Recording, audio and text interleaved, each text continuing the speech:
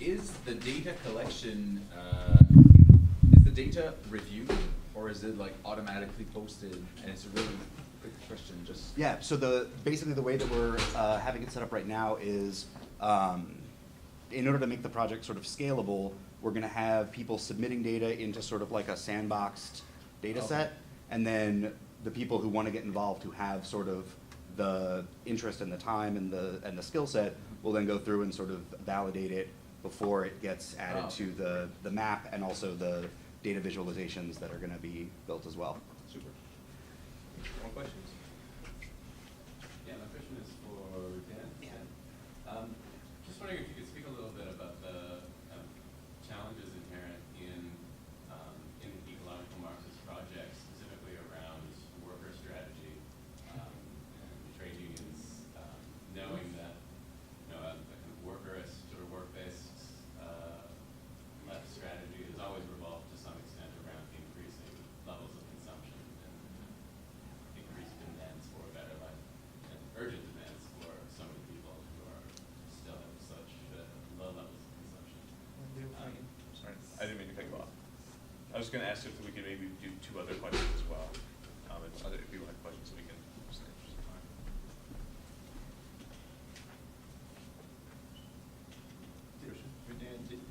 I was surprised you didn't mention the letter of Jerusalem. Yeah. Right, so this was, I mean, just part of what I'm, when I was talking about how Marx's trajectory on this question is a positive one. This figures prominently in Anderson's book. But he marshals a lot of other evidence as well from a lot of the like political writings, going from sort of some of the stuff on India that gets attacked a lot, and showing how even just within the span of like a year as he's examining this question, his line changes. So it's a really interesting book, I think, for if you're interested in the Marxology of it or whatever. Sorry. No. Perhaps you should go back to. Question about workers. Yeah, I don't have an answer for this, unfortunately. There's one of the biggest difficulties that I have personally is thinking about all the sorts of like nested oppressions that are involved here, without trying to like get into some sort of like oppression Olympics, right? Which is I think often what happens is to say like, well, like the working class in the rich countries still like by global standards is like incredibly well off, and even the prosperity that they have rests on the backs of the people. I think this is not a helpful lens politically for us to look at the problem. But I think like just saying that doesn't get around the fact that it's very hard to point out to people who even people who like by American standards live like fairly ordinary lives, right? That part of their lifestyles does rest on on the oppression of other people. I think that shouldn't be our big focus. I think like I think a small stratum of the planet has monopolized a great deal of its resources, right? And presents itself as a target that many of us can get behind, right? It would require expanding our conception of revolutionary agency beyond this sort of like traditional Marxist picture. But I think that there are like really powerful lines of alliance that we can begin to draw, right? And some of the theoretical tools.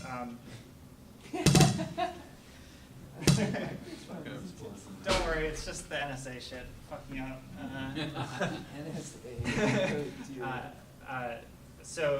I mean, the title of the conference, Women, Nature, and Colonies, right? And the more that we can try and delineate and also sort of like present in a easy to understand way the manners in which these various kinds of oppressions are actually co-constitutive rather than sort of being like opposed to each other, the better shot we'll have at articulating a revolutionary politics that doesn't just pit various sectors of the working class against each other, but actually helps us see what we have in common. Right? Again, I understand that that's a cop-out, but it's a hard question, and it's what a lot of us here are trying to figure out how to do. I have a question. So in your paper, it was individual men, technology work. There's the sort of the collectivity of the First Nation community, but was there any sign of sort of political collectivities within these narratives of work, in particular labor unions or anything like a kind of political community that these loggers were also part of? Not in this era, not in the era of work that Frank and Hank worked necessarily. Like, so you would have during the rail logging that Hank was involved in, large scale camps and whatnot, but it was infamously pretty ad hoc. People, foremen could hire and fire at will, and this contributes to this sort of discourse of masculinity and skill. How did you stay employed? By being skilled. A new machine comes along, you got to be the first person to figure out how to work that, right?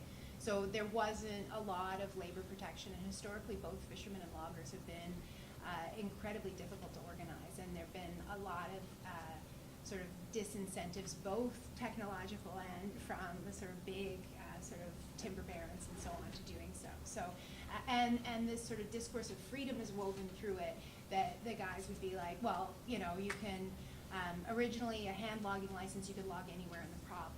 That eventually gets sort of closed down, and you have to have a particular plot. A lot of people who preempted land just logged it and, left. That was their sort of way of getting access to timber.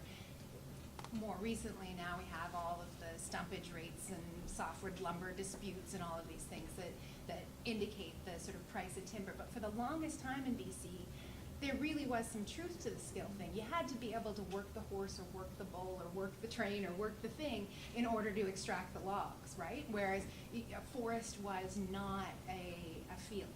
And a lot of the technology of forestry in BC, especially in the post-World War II period, was to standardize and make the sort of standing reserve forest that then you could bring a grapple yarder in and boom, boom, boom, boom, boom, right? But the technology of logging labor was really not conducive to organizing historically, and the ideology of freedom that many of the men sort of, they wanted freedom of movement and so on to sell and their labor where they wanted to and stuff. So it didn't really necessarily lead to that. Yeah, I won't go into fishing, much more complicated. So that's kind of why I find it fun though, because there is this dance between the landscape itself, the machines and the men that make labor, that actually it's that substrate that makes labor organization difficult. Yeah. So I had a question for you actually. Has it come up much, like with these prison siting in the first place, you would imagine to be on toxic sites? Mm-hmm. Yeah, absolutely. Yeah. Actually, the site that was proposed in Kentucky was previously, the site was a mountaintop removal site that had been flattened and Right. couldn't really be put to good use, and so they were Yeah. going to build a prison on it. Yeah. So yeah, absolutely. Yeah. Imagine that'll come up more and more, sort of slow Yeah. violence thing. Yeah, they tend to overlap because they're looking for the cheapest land that they can. So Yeah. yeah, absolutely. So if you have time for maybe one more question? I actually have a question for both of you, which is sort of it's not a super well formed question, but one of the indigenous critiques of Marxism that I found most compelling was something that you actually touched on, which is this disjunction. There's to most sort of, I guess my reading at least, there's a greater emphasis on time than space within Marx. There's a sort of it's almost more of a temporal science that is read spatially in different places, but in the actual sort of original text, it has a much more sort of temporal emphasis. And so folks like Deloria's one of his probably biggest critiques of Marxism is that sort of disjuncture between time and space. And so I'd be curious if you both have, because part of your talk as well was also sort of thinking about the way that inheritance and haunting disrupts sort of Western ontologies of time. Mm-hmm. And so I would be curious to hear both of your thoughts on sort of the role of the sort of the indigenous critique of time versus space as a part of sort of Marxist critique. But I guess I would say, like, in Marx, what he's doing is diagnosing capitalist time and the sort of standardization of capitalist time and whatnot, right? And he also is attentive to the sort of taskscape, as it were, of labor and whatnot. So I wouldn't say he's kind of diagnosing the beast as it exists, and perhaps that gets away from him a bit, but I do think he's attentive to space.